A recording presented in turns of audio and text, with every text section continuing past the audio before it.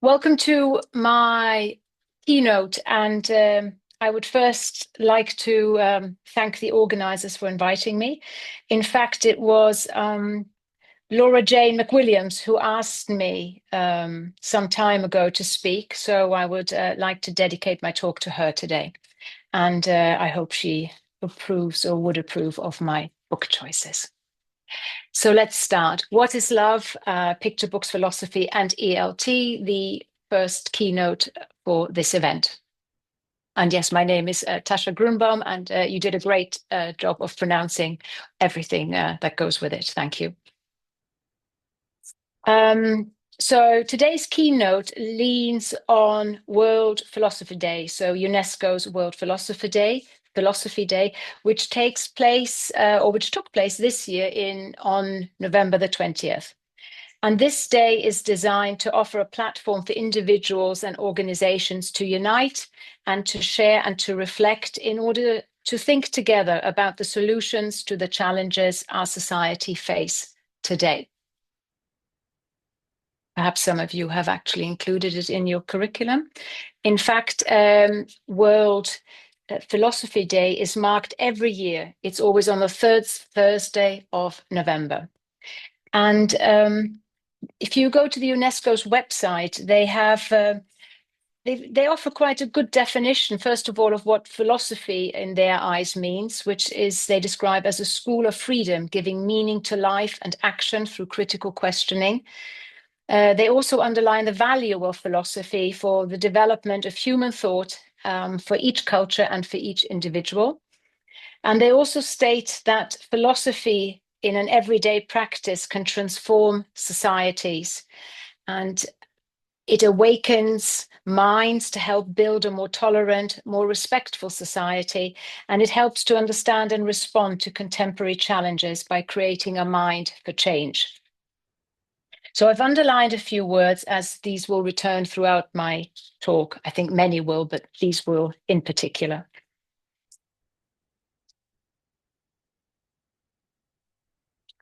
So connecting the dots, I've labeled this slide. So during my talk, I really want to connect the following dots: philosophy, picture books, ELT, and inclusion. And these were also the keywords in the title of my talk for today and also its description. I hope that it will offer inspiration and encouragement for teachers working in diverse teaching contexts and also across different age groups. And I was wondering about how to start this talk, and I think I'd like to begin with a little anecdote and share how I have found myself here today talking, well, to you about philosophy and picture books and ELT. And in order to do so, I need to go back in time a little, and I need to go back to November 2020. So some of you might be familiar with the PEPLD project. So PEPLD stands for Picture Books in European Primary English Language Teaching. It's been a while since I've said that. It was an online project founded by Gail Ellis, Sandy Morau, Aneta Sadowska, and myself, and we ran it for, I think, about 5 years. And for many years, we selected a picture book every month and we discussed it from different angles. In November 2020, our theme was philosophy, and Aneta chose If by Sarah Perry. I knew very little about philosophy in picture books, and I didn't know the book she had chosen. And I don't think Gail knew it either. And to be very honest, I really wasn't quite sure if I could get my head even around the cover. But Sandy was very enthusiastic, and so we ran with it. And I think for that, I will always be very grateful. So If by Sarah Perry was published by Getty. And so a little bit about the book. First published in 1995, so it's now 30 years old. And Getty describes it, or the Getty Institute, Getty Museum, describes this book as a delightful picture book of surreal possibilities. And in a blog post for the Getty Museum, Annalisa Stefan writes in 2010, "Can you handle this book? It's one of the most challenging we've ever published. not in the words, it has only 97 of them, but in what it does to your mind. And you can see the illustrations, if caterpillars were toothpaste, if toes were teeth, if mice were hair. So the book, throughout the book, this is what you will see, a different illustration and a different if on every page. So in order to prepare myself for this little peppered video that I needed to make, I started reading up, and I also came across a video. And in this video, there was a child reading this book aloud. She was reading it to 5 other children. And the facial expressions and the expressions of shock and disgust and giggles, combined with comments and countless questions, really illustrated the impact the questions and the illustrations can have on the reader. And what I loved about this video and about the book was that it really embraces the idea that there are no wrong answers. So that really was quite wonderful to observe. This is the last spread in the book. It ends with, if this is the end, then dream up some more. So we are, as a reader, we are encouraged to continue thinking and dreaming. And as you can imagine, by the time I got to this page and I had watched the videos and prepared my talk, I was definitely sold. I felt I'd understood the secret of if. But if I return to something that I shared on one of the first slides, the statement by UNESCO that it awakens your mind. Well, I feel that no doubt that had happened. My mind had been awoken, and definitely it was very wide awake. I could see how this book could encourage thinking, conversation, questioning ideas, and it could stimulate critical thinking. But somehow at this point, I still couldn't see how in the classroom I could connect it to building a more tolerant and respectful society, what it could contribute, or how I could make it contribute to facing challenges and taking action. So personally, I needed a little bit more time. Thankfully, I didn't need too much time. Let's just say about 2 years. In 2022, I came across this book, What is Love? The title also of this talk. Written by Mac Barnett, illustrated by Carson Ellis, published by Chronicle Books in 2021. It's a book filled with lush illustrations, and it tells a tender, funny tale celebrating all forms of love. And I think this book really changed everything for me. It is the story about a boy who lives with his grandmother. And one day he asks his grandmother, what is love? He thought the grandmother, because of her age, she would know. But instead of giving him the answer, she encouraged him to find his answer. And after a big hug, he travels the world and he discovers that love can mean so many things, that for the actor, it means applause. For the cat, it is the night. And for the fisherman, it is the fish. And for a carpenter, it is perhaps building a house. I won't give the end away, but you can rest assured the boy finds out what love is. And I realized that this book had once again awoken my mind, but this time I was very lucky. I felt that I had found the missing piece of the puzzle. Somehow it was starting to come all together in my mind, and I understood how I could use this in the classroom. It's a wonderful illustration. I think the illustrations in this book are really quite outstanding.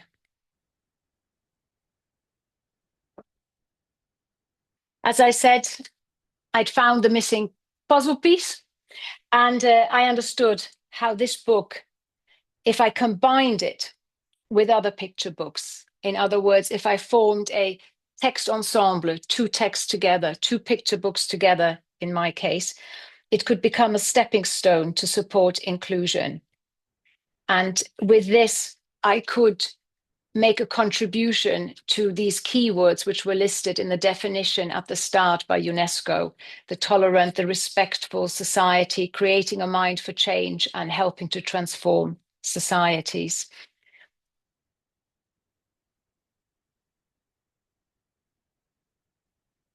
I'd like to explain a little bit how I combined What is Love with other books.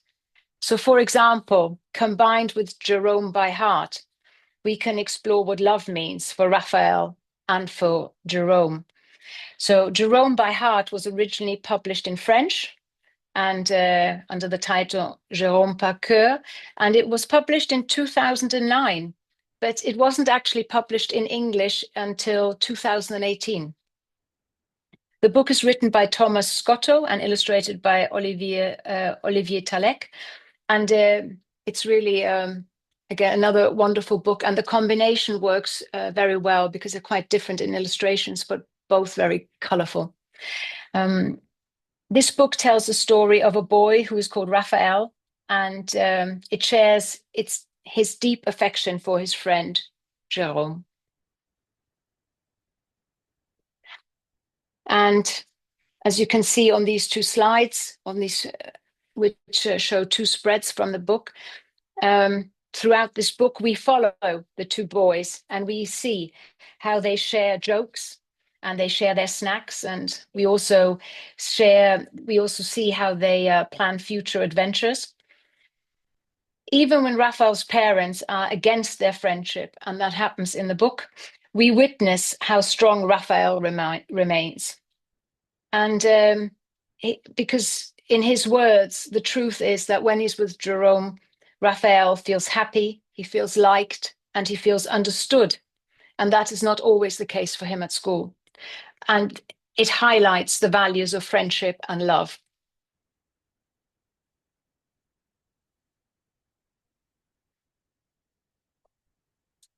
I like how they not a care in the world on the spread where they're on their bicycles. They have an entire queue of cars behind them, but they just continue their path. The next book I'd like to present is The Longest, Strongest Thread.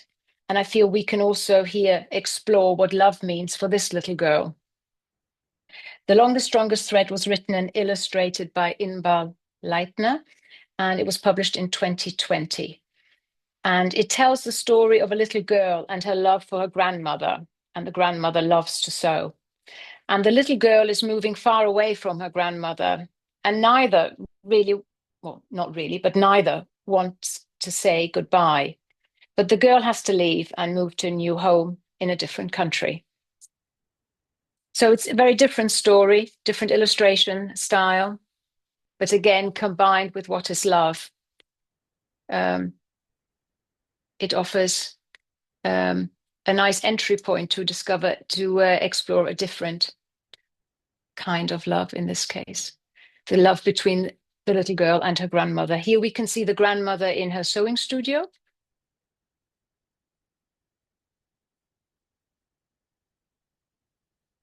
And at the far end, you can see back left, you can also see again the string in the illustration.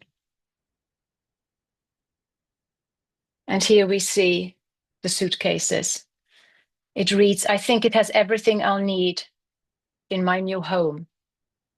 Where the lakes freeze in winter, we are flying there soon, but before we go." So here she has questions about her new home. What will she need?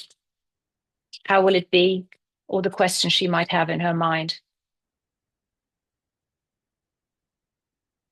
And the next spread, very powerful, the string, the connection, symbolism also of the thread, the strength of finding each other, staying connected, knowing where everybody is.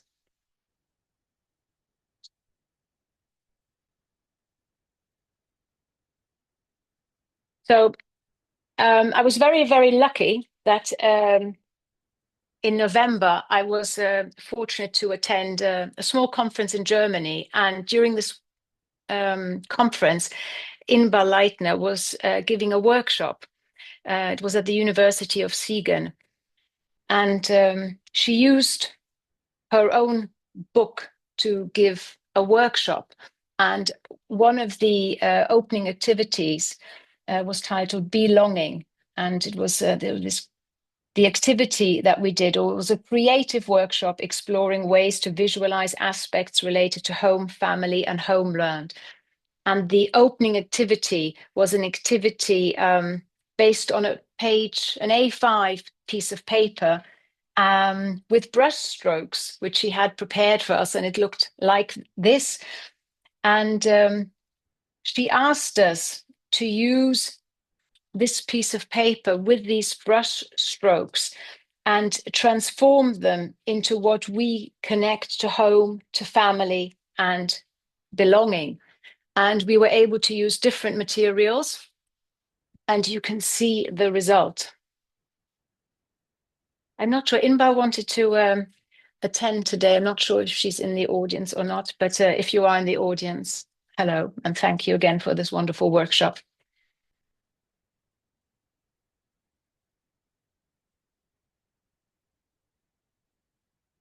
Now, from this book and from this experience of being able to share how you connect to home, to belonging, and to, yes, home, belonging, and I guess family as well, I feel we can make further connections and we can take another step towards fostering inclusion. So another combination of texts, another step further. These are the texts I would like to propose. So 3 texts, one from 2019, it's a No Money Day, picks up on, all 3 pick up on real life. The first one connects to economic disparity, depicts relying on a food bank to make ends meet, to have food in the house. The second one, Freedom We Sing, journeys of migration in search of peace and freedom. And the last one, a silent or a wordless picture book with the title Il Pettirosso, published in 2025. It deals with loss and grief and also love.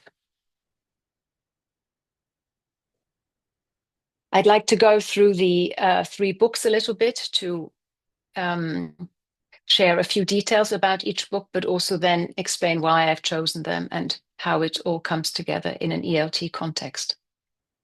So first of all, it's a No Money Day today, written and illustrated by Kate Milner. I'm sure many in the audience will know this book. And it tells the story of a single mom who works very hard to make ends meet, but she doesn't succeed. Some days there is no money left, no food in the cupboards, and she's forced to visit the local food banks, which she's very ashamed of. And she has to rely on the kindness of others. However, her daughter always sees things in a positive way and likes all the little activities that are for free, reading and drawing, even the visits to the food bank she enjoys. And she hopes that maybe one day things will be different. It's a very moving book. It's considered, in the UK when it came out, it was considered the first book to depict a family having to rely on a food bank, and it offers insights into the necessity of food banks and also help develop empathy. The Guardian actually wrote an article when it came out in 2009, and it was titled "A Children's Book About Food Bank is a Grim Sign of Our Failure as a Society." If you Google Guardian and the title of the book, no doubt you will find it. The like the little pots, and she's got little labels. And then, of course, the girl has got one for her kitten. Freedom We Sing. So as mentioned, Freedom We Sing deals with topics such as migration, the desire for freedom and peace. It was written by Amira Leon and illustrated by Molly Mendoza. Very dramatic, the color palette and the style of illustrations. It's very powerful. It's a lyrical picture book. And it was designed to inspire and to give hope to readers around the world. And the text was based on Amira Leon's poem about what it means to be free? But I think that is a question for another day. I think with what is love, I've already got enough to answer today. If you can get a copy, it's a book very worthwhile your time reading it. The next book, silent book, even with an Italian cover, you can still use it in your ELT class. Wordless, as I mentioned, written and illustrated by Mania Agrarian, and it deals with grief, with loss, and with love. And it was created especially for a 2025 silent book contest in Italy, and which this book also won. And although it is only available in Italian, the English title has already been given and confirmed, which is Bird. The book tells the story of this elderly man who goes to the cemetery as usual to visit the woman he's shared his entire life with. And then one day his life changes when he, on one of his visits, finds a little robin, and this little bird needs his help and pushes him to love and to care again, and changes essentially his life and how he continues after caring for this robin. And the robin continues to stay outside his house. It's a very interesting wordless picture book, fantastic panel work, and quite unique. So I chose these books because I really feel they offer a good example of how we together with picture books can make a step towards an inclusive, perhaps secure, supportive classroom space. Gail Ellis and I wrote an article not too long ago about real life and picture books and real life and the ELT classroom. And we highlighted the advantages or what they can achieve. And I have listed some of these points here, which, looking at creating awareness to stimulate critical thinking, reflect on our communities in order to debunk myths and break down stereotypes, and share stories of resilience and resistance, and support children in considering points of view beyond their own, and stimulate children's engagement. And I think all 5 of those books can achieve that.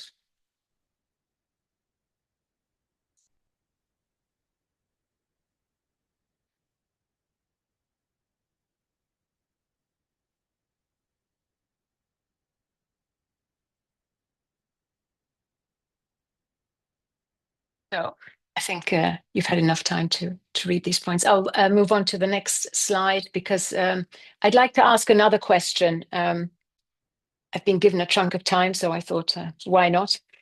I'd like to ask, after what is love, what makes us human?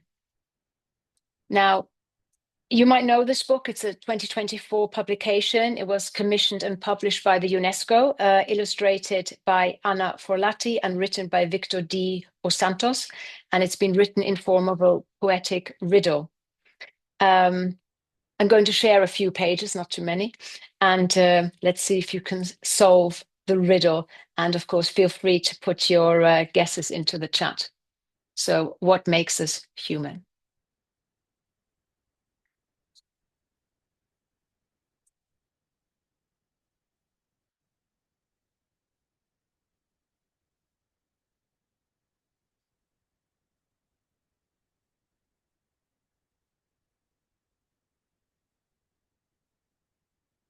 The illustrations in this book, you will see on the next slide, are also outstanding, and little text on each page. That's the first one. Here is the second clue.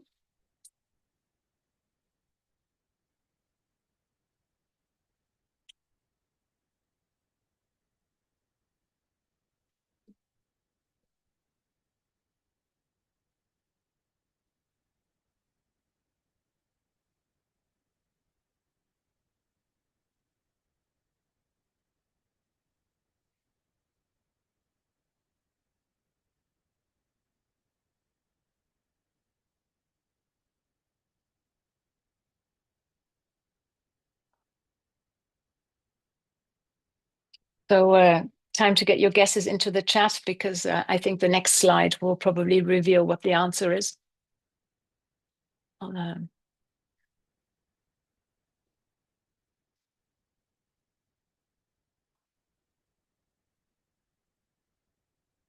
So if you guessed it is language, then you were correct.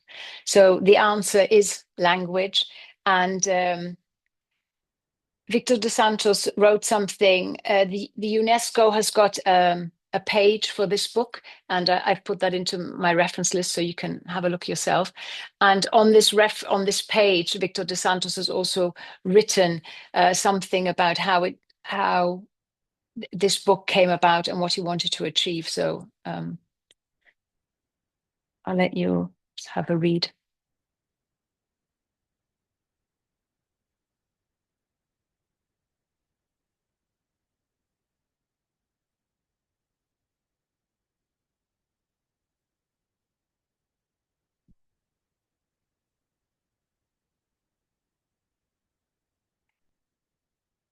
I think it's so interesting. You might notice that a lot of the of what he says also connects to the first page on the comments by the UNESCO on philosophy. So I think that's really interesting. So that we have the aspect of language reconnecting to philosophy.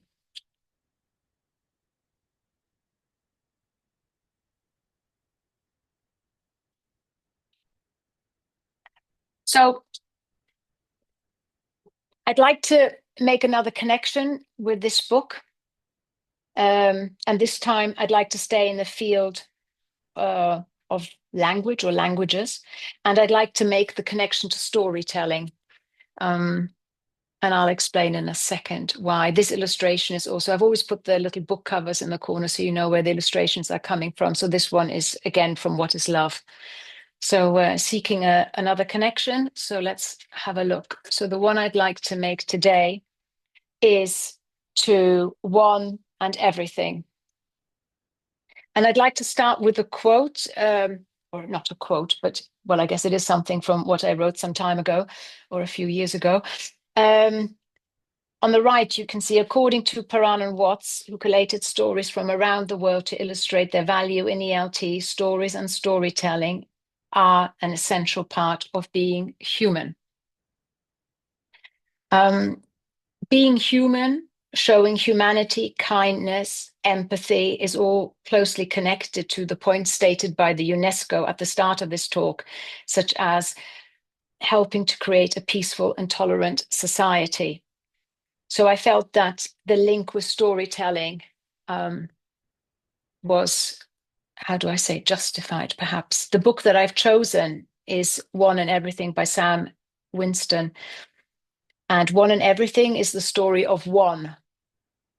And to begin with, there were many stories in the world, but one day a story decided that it was the best, the most important story ever. It called itself The One and started to consume every other story it came across. Soon it seemed that the one was all there was. Or was it? And if you look closely, you can see all kinds of scripts and letters here in between on the cover. So I've got two spreads to share. I'm not sure you can read this, so I'll read it out. Here we have one. So actually, does that mean you have every word for every story ever told in you? Why, yes, I do, said the one proudly this time. Well, said the voice, it seems to me that you're not the one story then. You're every story. And there was a long pause.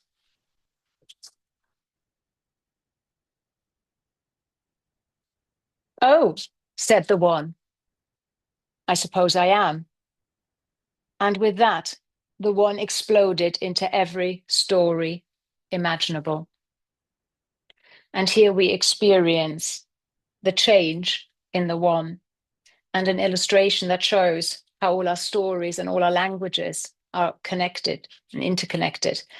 we see a shift which allows one and all of us to embrace the stories, to stay connected, and to reflect unity. This book was inspired by the Endangered Alphabets Project, and it was initially conceived to preserve cultures by sharing their unique scripts, of which there are many, many, many in this book.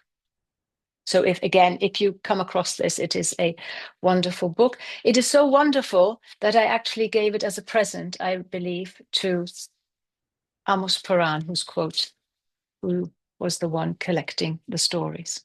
Okay. Now, let's move on.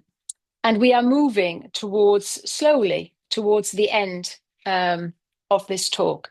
I've got 2 points that I still want to discuss. Why picture books and the aspect of critical thinking. And circling back to, I guess, what is love? So, why picture books? I think specifically for the ELT context, I was wondering how to answer this question best. And I realized that probably what Gail and I wrote in this recent article for the Young Learner's Sake, TEYLT Worldwide Issue 2, probably summed it up quite nicely, because it also connects again to UNESCO. And I think what we wrote when we wrote about why engaging intentionally with picture books about real life matters really stresses the need for us, or for us teachers, to bring these books into the classroom, because we wrote that it helps to broaden our thinking by better understanding who we are. And I think the key point, it allows children to identify, imagine, and develop empathy. And this is something we as ELT teachers and educators can build on to support global citizenship education. And here we return back to the aspect of fostering inclusion. With regard to picture books and philosophy, I came across this book, Thinking Through Stories, Children, Philosophy and Picture Books, written by Wartenberg. He's a retired professor for philosophy, if I'm not mistaken, US-based. I really liked his quote. He's written quite a bit. This book is quite a thin one, quite a practical one, written in a lot is about I do this and I do that and I think this. It's an easy read. What I think is quite interesting is how he really feels that picture books are very suitable for teaching philosophy.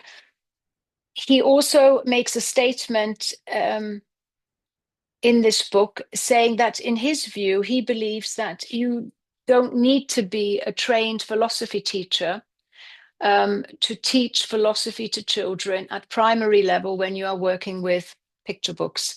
He feels that if you have taken the time to read the book, to understand the book, and to learn about it, and to read up, I guess, to read and buy his books, then you will be prepared enough to use it in the classroom. He also stresses the combination of words and images, therefore making it such a suitable resource to teach philosophy. So, thinking through stories.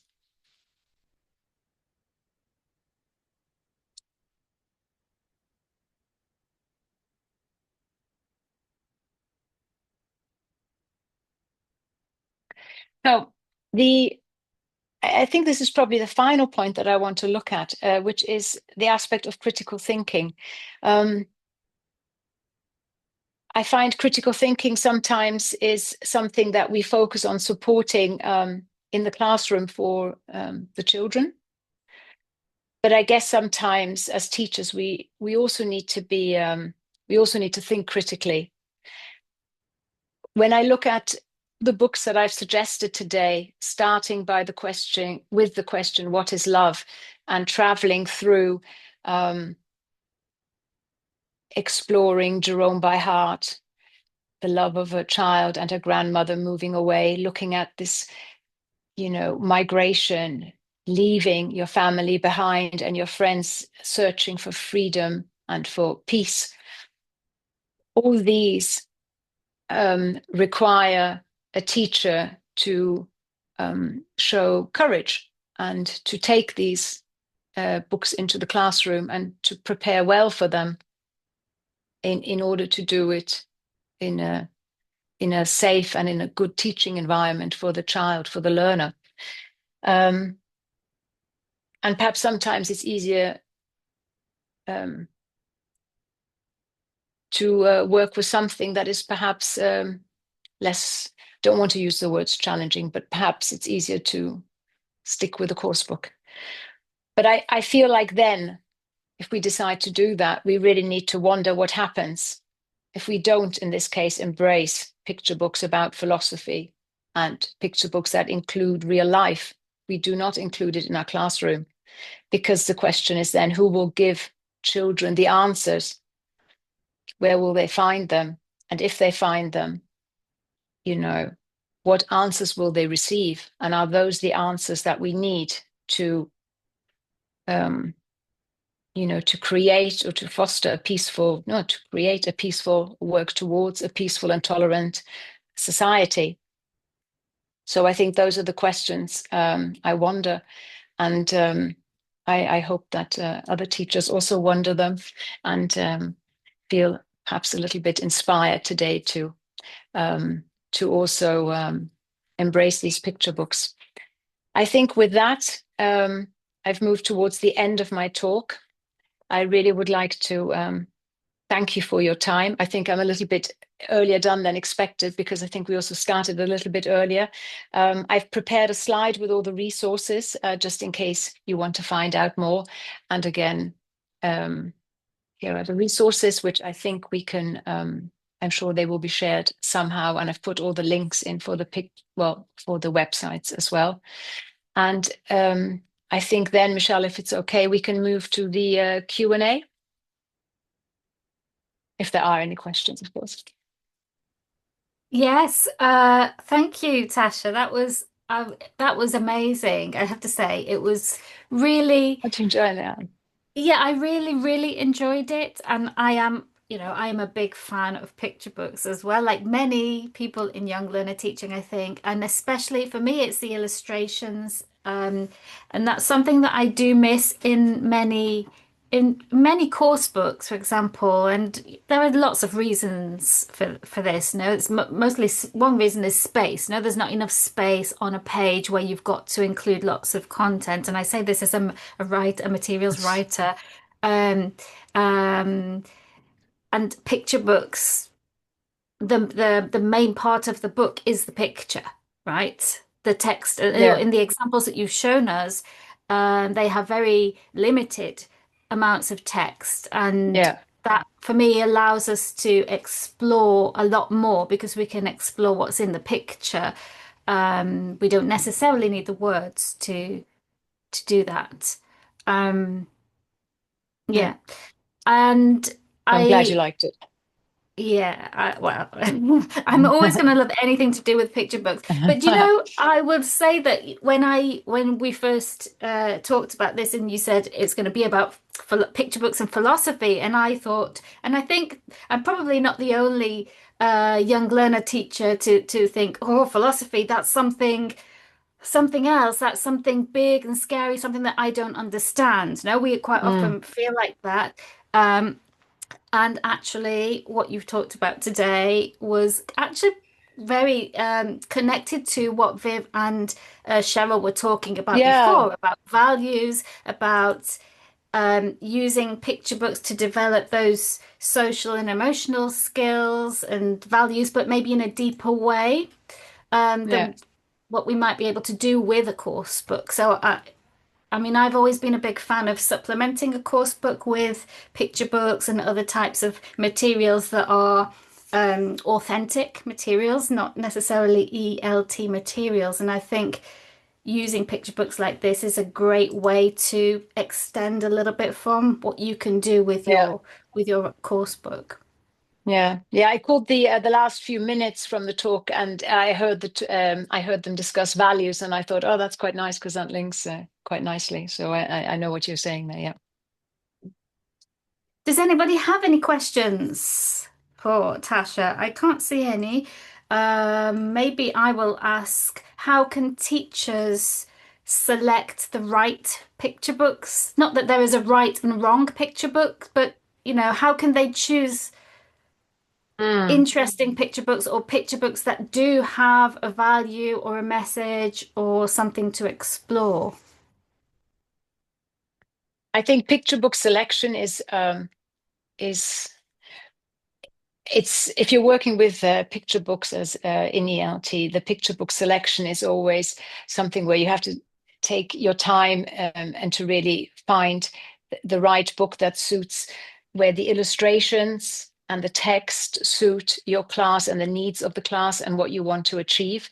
So I don't think there is a kind of a straightforward answer to this. I think that the Pebble Project or the Words and Pictures Library, they have tried to really offer a lot of picture books suitable for the ELT classroom, putting them into different themes. So that could already offer a starting point, and there teachers can also find resources already connected.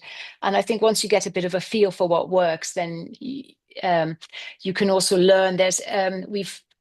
We've also put some information about picture book selection, both on Peppled and the Words and Pictures Library as well. So then there are some tips for teachers to see what to look out for if you're selecting a picture book. Such as like the point you made about the balance between illustration and text, what exactly are you looking for? But again, it's what also the needs of your class, the age. Because that's always a bit tricky, to get the style of illustration and the level of text of language that aligns with your class or the needs of your learners. Yeah, I mean, I think, potentially the illustrations in these books that you shared, I think they're quite timeless and ageless. Is ageless a word? I don't Mm. know, but I don't think they don't look childish. They don't, maybe more a little bit more adult, but I think those types of books you can use with any age group, from very Yeah, young children to adults. yeah. Um, I think they're well. I tried to for today really choose picture books which would be perhaps, let's just say, lesser known than the Gruffalo or the Very Hungry Caterpillar. So I also wanted to make sure that we could, show something that was a little bit unique. And I think, yeah, you're right. I think especially the wordless picture book is quite outstanding. Very, very. The style of illustration and what has been achieved in this book is quite unique. But I think all of them are just very different in style and color palette, and I think that makes it also very nice to have a good range. Yeah. yeah. Eugenia says that the teacher needs to love the book first, and I think that is probably one way of Yes. selecting. No, you need to love the book. Yeah, I remember once reading an article, and they were talking about it was about using picture books with secondary aged learners, and it was a US based study, and they said that if the teacher is passionate about the book and is really behind it, then so will the class. And I think so. That's a very good point that's just been made. Yeah. I think that's true for anything, really. If the Yeah. teacher's passionate about it, it's much more likely that the students are going to also be engaged in that. The opposite is also true. So Yeah, but there was that thinking in this article. They discussed that if students had a close connection with their teacher and they felt that this book was worth the teacher's time, then it would also be worth their time and it was worth investing in it. So it's quite nice how they phrased that. Leticia asks, how can we use picture books to deal with controversial topics? I Um, don't know if you have contr- any co- thoughts on that. I don't know what controversial topics, you know, what would a controversial? Actually, got an example of what a I don't controversial know. topic would be? No.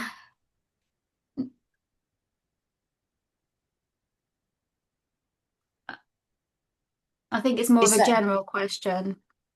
Yeah, I mean, we sometimes come across, references to controversial or challenging topics, which are anything but the very hungry caterpillar, perhaps. And I think it's what Gail and I wrote for the Young Learner SIG. It's real life, and I think in that article we've put quite a few tips in how to.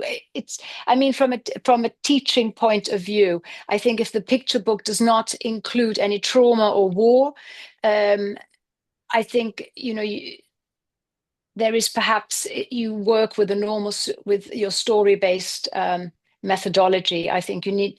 I mean, like for every picture book, I think if you're dealing with picture books that include war and trauma, then you need to level up a little bit and make sure that you ensure the safety of the child, you know, going into the picture book and basically at the end as well from a reflection point of view. But I think that for picture books on what is love, I think story-based pedagogy would tick the box. And like with any other, I mean, a food bank, picture books. I hope I answered the question there as well as I can without knowing too many specifics. But yeah. Yeah, I think that what could be considered a controversial topic will depend on many factors, no? In each, Different contexts, different yes. countries, something different contexts, Yeah, yeah, yeah, um, yeah. and different teaching contexts as well. School Mm, culture yeah. as well. Yeah, yeah, yeah. No, absolutely. I would recommend that everybody reads the article that Tasha and Gail wrote in our publication. I have added a link in the chat. You can read it for free. This is normally, our publication is a members only resource. So members of the SIG get this publication twice a year. But we are sharing this particular article with you as part of this keynote session. So I would Yeah. recommend reading that because there's lots of Thank you very really much. interesting ideas there. Yeah.